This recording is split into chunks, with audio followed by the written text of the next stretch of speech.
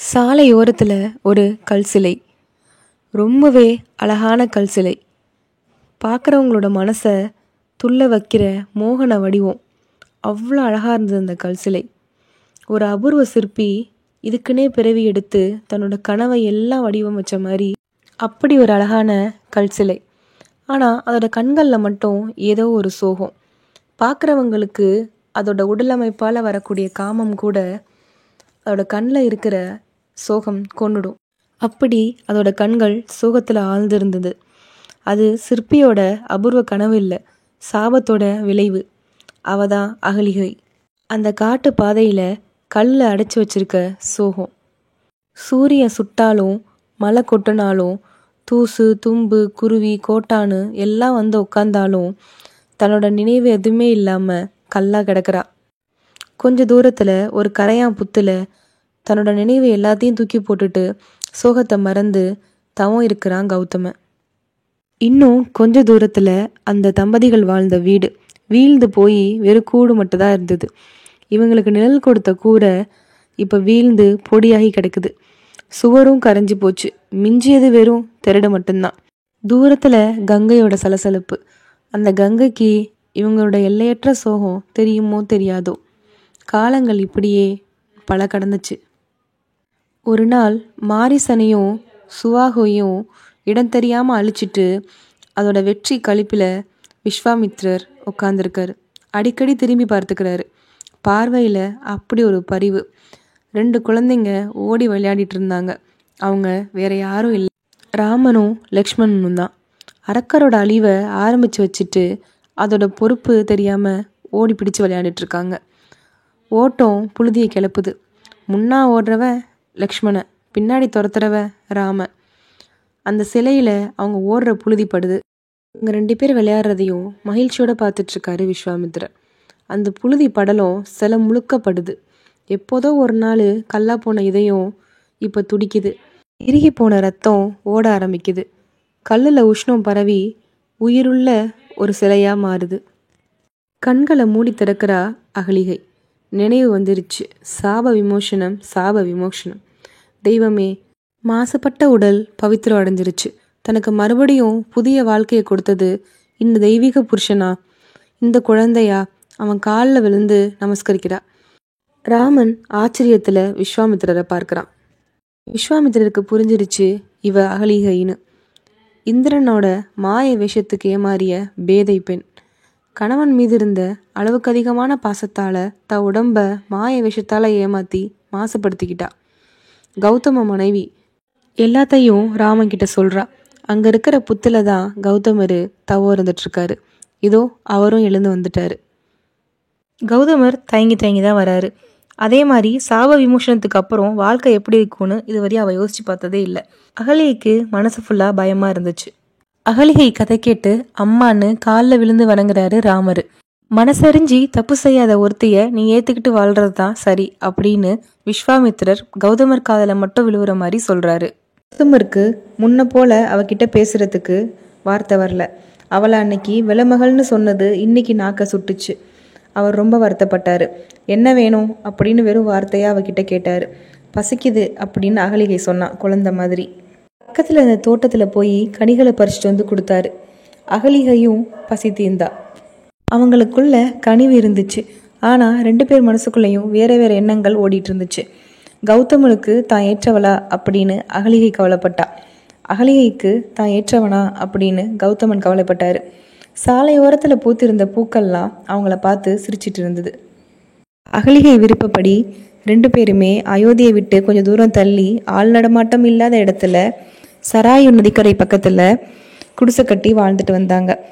இப்போ கௌதமருக்கு அகலிகை மீது பரிபூர்ண நம்பிக்கை இருந்துச்சு. இந்திரன் அடி மீது அவள் கிடந்தா கூட அவளை சந்தேகப்பட மாட்டாரு. அப்படி ஒரு அன்பை அவள் கௌதமருக்கு கொடுத்துட்டு இருந்தா. இருந்தாலும் அகலிகைக்கு அவள் மனசில் இருந்த பாரம் மட்டும் இறங்கவே இல்லை.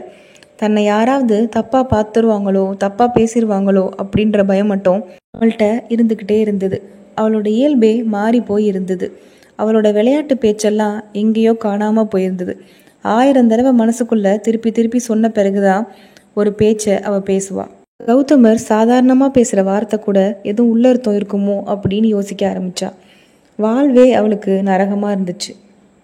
இது மாதிரி சமயத்தில் தான் சீதையும் ராமனும் சந்தோஷமாக இருக்கிற சமயங்களில் ரதத்தோட அவங்க வீட்டுக்கு வருவாங்க. இந்த இளம் தம்பதிகளை பார்க்கும்போது கௌதமருக்கு அவரோட இளமை காலம் ஞாபகம் வரும். அகலிகையோட மனச பாரத்தை நீக்கிறதுக்கு வந்த மாடப்புறா தான் சீதை. அவளது பேச்சும் சிரிப்பும் தன்னோட கரையெல்லாம் போக்குற மாதிரி அவளுக்கு தோணும். சீதை வந்த பிறகுதான் அகலிகையோட முகத்தில் சிரிப்பு வர ஆரம்பிச்சுது. அவள் கண்களில் ஒரு ஒளியும் வர ஆரம்பிச்சுது. சீதையோட நெருக்கம்தான் அகலிகையோட மனசுமையை நீக்கி கொஞ்சம் தெம்ப கொடுத்துச்சு. பட்டாபிஷேக விழாவுக்கு அவள் அயோத்திக்கு வருவதா சொல்லியும் இருந்தா. ஆனால் அரண்மனைக்குள்ளே ஏற்பட்ட பிரச்சனையால் அவளால் வர முடியல. ராமர் காட்டுக்கு போயிட்டாரு, பரதன் நந்தி கிராமத்துக்கு போயிட்டான், தசரதன் இறந்தே போயிட்டாரு. அகலிகைக்கோ அவளோட மனசு பாரத்தை வார்த்தையால் சொல்ல முடியாத மாதிரி இருந்தது.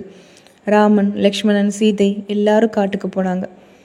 முன்னாடி கற்சிலையாக இருந்தப்ப மனசு இருண்டு கிடந்த மாதிரி இப்பையும் ஆயிடுச்சு. கௌதமர்கிட்ட எனக்கு இங்கே இருக்க பிடிக்கல, மிதிலைக்கு போகலாம் அப்படின்னு சொன்னான். சரி கிளம்பு, சதானந்தனை பார்த்துட்டு வந்துடுவோம் அப்படின்னு சொன்னார். சதானந்தன் இவங்க 2 பேரோட பையன். இருவரும் மிதிலையை நோக்கி போகிறாங்க. 2 பேர் மனசுலையுமே பாரம் குடியேறி இருந்துச்சு. கௌதமர் கொஞ்சம் நின்று பின்னாடி தன்னை தொடர்ந்து வந்த அகலிகை கையை பிடிச்சிக்கிட்டு பயப்படாத அப்படின்னு சொன்னார். இருவரும் மிதிலையை நோக்கி நடந்து போயிட்டு இருந்தாங்க. 2 பேரும் கங்கை கரை மேலே நடந்து போயிட்டு இருந்தப்ப யாரோ ஆற்றுக்குள்ளே காயத்ரி மந்திரம் சொல்லிட்டு இருந்தாங்க. ஜபம் முடியட்டும்னு 2 பேரும் காத்துட்டு இருந்தாங்க. சதானந்தா அப்படின்னு கௌதமர் கூப்பிட்டாரு. அப்பா, அம்மா அப்படின்னு மகிழ்ச்சியோட 2 பேர் கால்லையும் விழுந்து வணங்கினாமாக. அகலிகை அவனை மனசால தழுவனா. குழந்தை சனாதனன் எவ்வளவு அந்நியமாயிட்டான், தாடி மீசெல்லாம் வச்சு ரிஷி மாதிரி இருக்கான். கௌதமருக்கு பையனை பார்த்தோன்னே அவ்வளோ சந்தோஷம். அப்பாவையும் அம்மாவையும் தன்னோட குடிலுக்கு கூட்டி போய் ஓய்வெடுக்க சொல்லிட்டு ஜனகனை பார்க்க கிளம்புனா சனாதனன். நானும் ஜனகரை பார்க்க வரேன் அப்படின்னு கௌதமரும் கிளம்புனாரு. மிதிலை நகரத்தில் போகும்போது அயோத்தியில் இருந்த அதே சோகமும் மிதிலை மக்கள் முகத்திலையும் இருந்துச்சு. ஜனகரோட முகத்திலையும் கவலை ரேகை தான். கொஞ்ச நேரம் ஜனகரோட பேசிட்டு திருப்பியும் கிளம்பிட்டாரு கௌதமர். அகலிகைக்கு கங்கையில் நீராடுறது ரொம்ப பிடிக்கும். 2-3 நாள் கங்கையில் நீராடி சந்தோஷமாக பழையபடி இருந்தா. ஆனால் அது ரொம்ப நாள் நீடிக்கலை. ஒரு நாள் கங்கையில் குளிச்சுட்டு வந்தபோது எதிரே வெட்டி சத்தம் கேட்டுச்சு. ரிஷி பத்தினிகள் யாரோ, அவங்களும் குளிக்கத்தான் வந்துட்டு இருந்தாங்க. அவளை பார்த்ததும் பறச்சியை பார்த்தது போல ஓடி விலகி அவளை விரைச்சி பார்த்துட்டு இருந்தாங்க. அவள் தான் அகலிகை அப்படின்னு தூரத்தில் ஒரு சத்தம் கேட்டுச்சு. அவளுக்கு அடிவேர்லாம் பத்திக்கிட்டு வந்துச்சு. அவள் மனசு ஒரேடியாக செத்து போச்சு. மனசு முழுக்க வலியோட அகலிகை திருப்பியும் கௌதமர்கிட்ட நாம் திரும்பி அயோத்திக்கே போயிடலாம் அப்படின்னு கேட்டா. கௌதமரும் சரி வா அப்படின்னு கிளம்பிட்டாரு. சதானந்தன் இப்போவா கிளம்புறீங்க அப்படின்னு கேட்க கௌதமரும் ஆமாம் இப்போவே தான் அப்படின்னு கிளம்புறாரு. அகலிகை அவரை பின்தொடர்ந்து போயிட்டுருக்கா. அயோத்திக்கு போகிறதுக்கு முன்னாடி நம்ம தீர்த்த யாத்திரை போயிட்டு போகலான்னு அகலிகை சொல்கிறா. கௌதமரும் சரின்னு தீர்த்த யாத்திரைக்கு புறப்படுறாங்க. 14 வருஷம் ஓடிடுச்சு. அவங்க 2 பேரும் போகாத கோயில் இல்லை, பார்க்காத முனிவர்கள் இல்லை. ஆனால் அகலிகையோட மனசு மட்டும் நிறையவே இல்லை. 2 பேரும் அயோத்திக்கு வந்துட்டாங்க. இன்னும் கொஞ்ச நாளில் ராமன் திரும்பிடுவான் அப்படின்ற செய்தி தான் 2 பேருக்கும் சந்தோஷத்தை கொடுத்துச்சு. அந்த செய்தி தான் 2 பேரையுமே அயோத்திக்கு இழுத்துட்டு வந்துச்சு. 14 வருஷத்துக்கு முன்னாடி அவங்க கட்டியிருந்த குடிசை இத்து போய் இருந்தது. ராத்திரியோட ராத்திரியாக கௌதமர் அதை சரி பண்ணார். 2 பேரும் சராயுல நீராடி வீட்டுக்கு திரும்பினாங்க. ஒரு நாள் அதிகாலையில் அகலிகை நீராட போயிருந்தா. அவளுக்கு எதிர யாரோ ஒருத்தி குளிச்சுட்டு திரும்பி வந்துட்டு இருந்தா. அகலிகைக்கு அடையாளம் தெரியல, எதிரே வந்தவளுக்கு அடையாளம் தெரிஞ்சிச்சு. ஓடோடி வந்து அகலிகை காலில் விழுந்தா. அகலிகை குடத்தை கீழே வச்சுட்டு கைகையை மெல்ல தூக்குறா. பரதன் என்னை முழுசாக வெறுத்துட்டான் அப்படின்னு கைகையை அழுது புலம்புறா. ராமன் திரும்பி வந்தா பரதன் சரியாயிடுவான் அப்படின்னு அகலிகை சொல்கிறா. நானும் ராமனுக்காக தான் காத்திருக்கேன் அப்படின்னு கைகையும் சொல்கிறா. மறுநாள் அகலிகை கைகையை பார்க்கும்போது அவளோட முகம் சோர்ந்து போயிருந்தது. என்னன்னு விசாரிச்சப்ப தான் தெரிஞ்சுது. 4 திசையும் அனுப்பி ஒற்றர்கள் வச்சு பார்த்தாச்சு, ராமர் வரும் சுவடே தெரியல. சொன்ன நாளுக்குள்ள ராமர் வரலேனா பரதன் தீக்கு இரையாயிடுவேன் அப்படின்னு சொல்கிறான். அகலிகை மனசு சுக்குநூறாக போச்சு. ஏன் ராமனும் சீத்தையும் வரலன்னு அவ சிந்திக்க ஆரம்பிச்சிட்டா. தான் வந்ததுனால தான் இப்படிலாம் ஆகுதோ அப்படின்னு அவ மனசு கடந்து துடிக்க ஆரம்பிச்சிச்சு. கௌதமரை வச்சு பரதன் கிட்ட பேசி பார்க்கலான்னு 2 பேரும் முடிவெடுத்தாங்க. அதன்படி கௌதமரும் பரதன் கிட்ட போய் பேசினாரு. இருந்தாலும் பரதன் அசைஞ்சு கொடுக்கவே இல்லை. தன்னோட முடிவுல உறுதியா இருந்தான். சொன்ன நாளுக்குள்ள அண்ணன் வரலன்னா நிச்சயம் தீக்கிரையாயிடுவேன் அப்படின்னு சொன்னான். நல்ல வேளையா ஹனுமன் வந்தான். வந்து ராமனும் சீதையும் வந்துட்டு இருக்க செய்தி சொன்னான். செய்தி கேட்டு எல்லோருக்கும் அவ்வளோ சந்தோஷம். அகலிகை வானத்திலே பறந்துட்டு இருந்தா. அவளுக்கு அவ்வளோ சந்தோஷம். ராமனும் சீத்தையும் வந்து ஓரிரு நாள் கழிச்சு அகலிகையை பார்க்கறதுக்கு போனாங்க. அகலிகையும் அவங்களுக்காக தான் காத்துட்டு இருந்தா. ராமனும் சீதையும் ரதத்தை விட்டு இறங்கி உள்ள போனாங்க.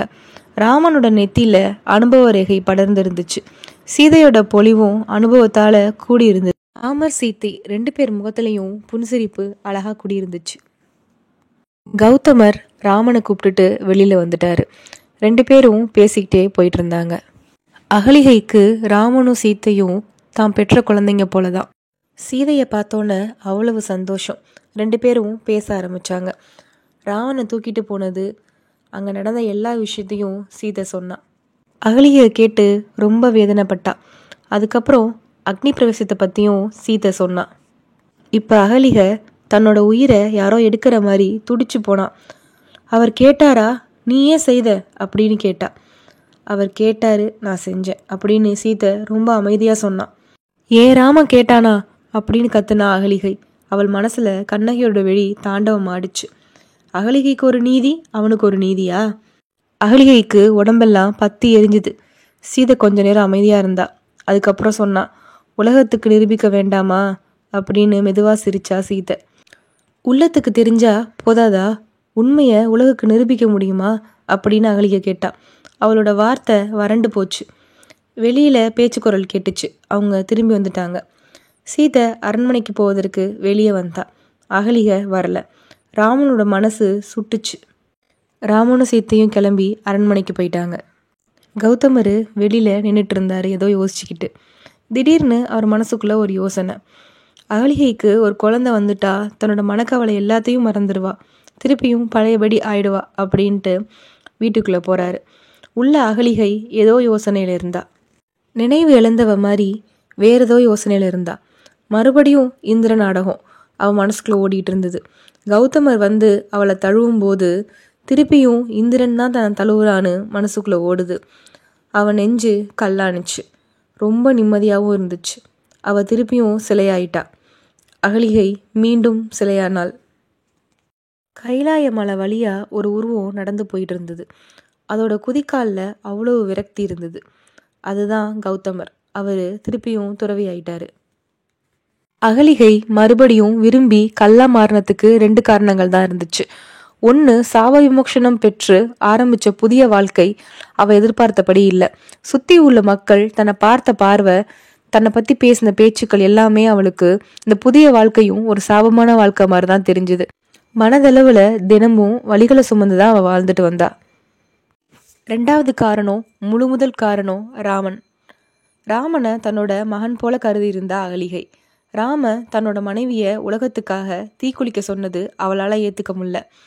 தான் மனைவியை சந்தேகப்பட்டு தீக்குளிக்க சொன்ன ராமன், என்னோட கணவன் எனக்கு கொடுத்த சாபத்திலேருந்து விடுவிக்கிறதுக்கு அந்த ராமன் யாரு? அந்த ராமனுக்கு அந்த தகுதி இல்லை அப்படின்னு கோவப்பட்டா அகலிகை. அதனால திருப்பியும் கல்லாவே மாறிட்டா.